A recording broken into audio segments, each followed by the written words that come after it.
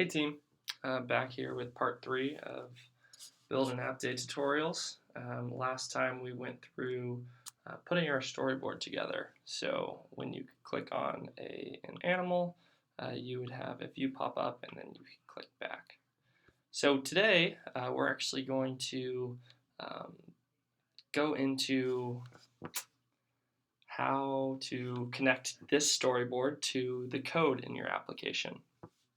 Okay, so as I mentioned in the last tutorial, these are called view controllers here. Okay, and essentially view controller is a page of your application. Okay, and every page of your application is going to have a file of code that's associated with it. Okay, so to start, what we're going to do is we're going to create a file that is linked to this first view controller. So by default, what Xcode has done for you is it's already created a view controller and it linked it with this this view controller in your storyboard here. You can see that its custom class is set to view controller. And we're going to actually change that. So we're going to go into File and we're going to do New File.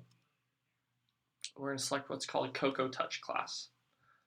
Cocoa Touch class is, you don't really need to know too much about this, but just know that it's an easy way to create files in Xcode.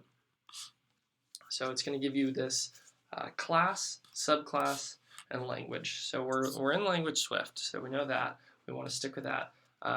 We're going to want to call the name of this class something related to whatever view controller that we're linking this file with. So I'm going to call it main view controller, and it's a subclass of view controller. So it might, when you show this the first time, it might say like NSObject here.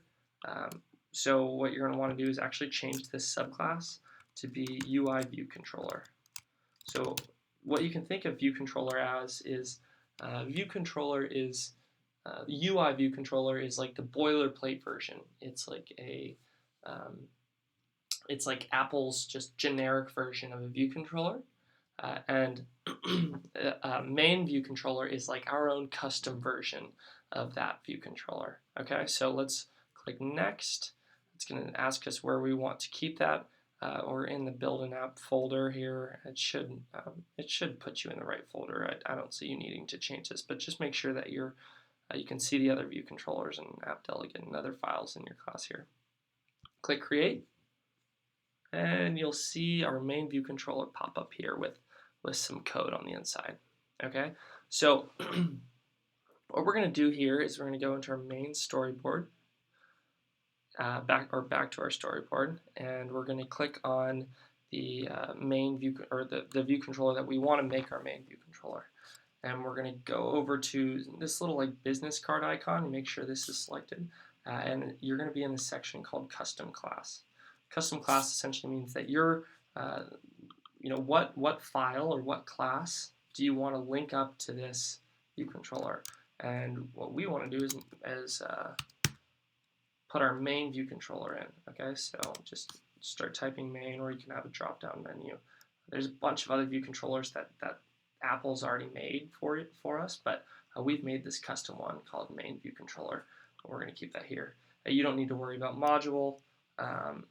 You can just keep this selected, but let's not worry about that right now.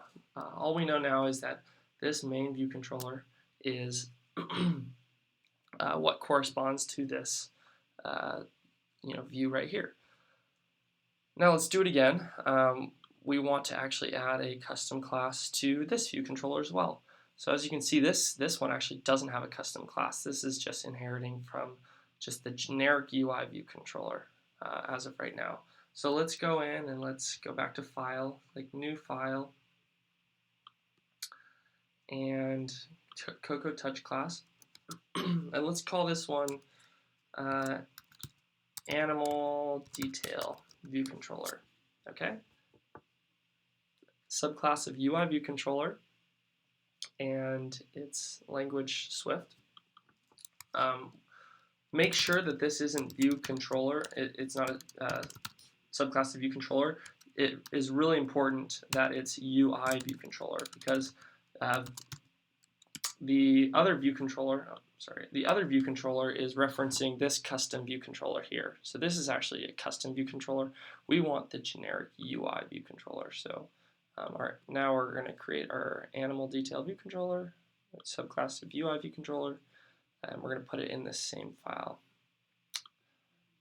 Great. Now let's go back to our storyboard. It's going to generate all of this code for us in here.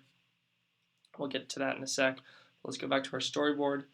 Let's make sure you click on this ViewController. Make sure you're not clicking on this view. I should have mentioned that earlier. But if you just click on the square, it's going to select the view. We actually want to click on the ViewController. Right? So view is actually the view inside of the ViewController. We're creating classes. We're creating files for the ViewController itself. So if you go into the view and you try to type in UI, or you try to type in animal detail ViewController, it's not going to show up because that's because a view can't inherit from a ViewController. So make sure you're clicking this top bar, that you have the ViewController selected, and then we're going to search for animal detail ViewController. It pops up right there. We'll click enter. Great. Okay, so now these are connected. So we have our main ViewController and our animal detail ViewController. If we unselect, the other one, you'll see at the top what kind of ViewController it is, and you can see in the side pane here that we have these correctly set up with our right ViewControllers. Great. So now we have code associated with it. Let's go ahead and delete this ViewController. You can just select it, right-click, press delete, and then we can actually just move this to trash. We don't need it anymore. Okay, great. So we have our two ViewControllers. We have their classes associated with it. Let's start digging into a little bit of the code here. All right, so go ahead and click on your main ViewController. Then you're going to see all of this this code popped up. So anything in green that comes after the slashes, that's called a comment. A comment will not influence your code at all. So it's used if you're trying to describe something to another developer that might be touching your code, or you just want to make notes of things to remember. You're going to use these comments here. At the top, we have import. Import means that we're importing a bunch of code from a bunch of different libraries, right? So Apple gives us all these great libraries, and you can imagine that we're just pulling out all of these, all of this code that's already written by Apple and putting it in this file here. And then class is the name of our class, and then you're going to see a colon, and then whatever class it's subclassing. So this is everything that's within these curly braces is going to be part of your main ViewController class. Okay. Now, they also Apple also did was give you a couple functions inside of your class. Okay, functions, you can think of them as just blocks of code that are going to get executed. So I'm going to show you how to write just a simple function here. Let's get a little space. If you type in func, F-U-N-C,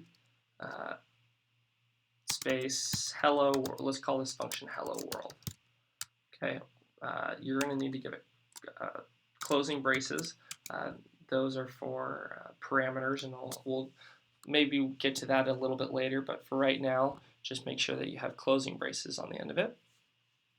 And a function is just, it's going to allow you to execute a bunch, or lines of code. So in our function, what we're going to do is just say print, and then in the parentheses, we're going to put in a message, and the message has to be in quotes. So let's see, let's put hello world.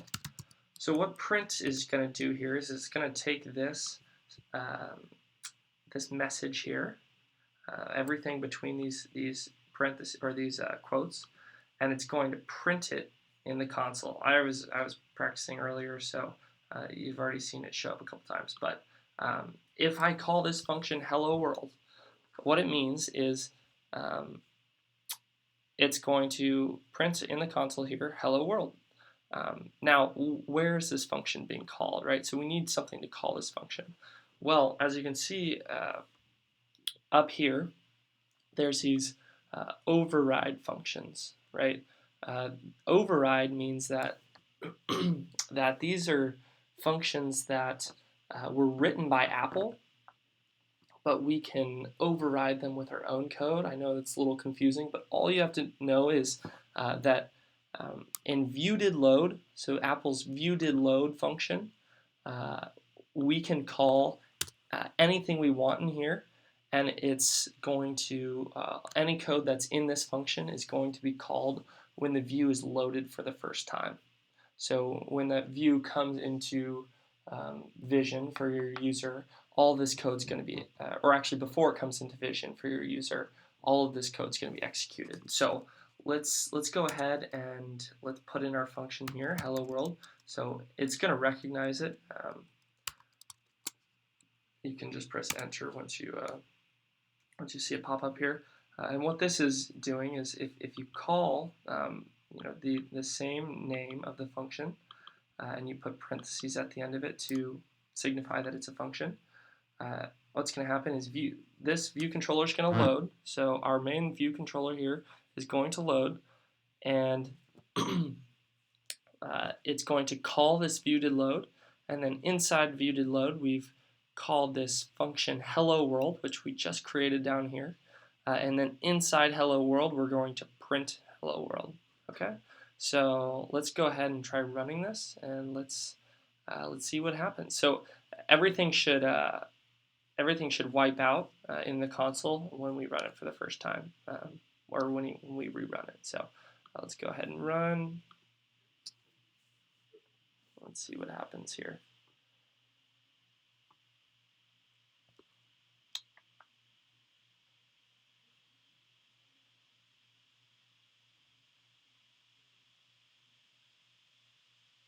Great, so it just loaded for the first time, which means that if we go back here, we're going to see hello world printed in the console, right? Because after this view loaded, it called hello world, and then hello world printed in the console, and so now we see it there, right?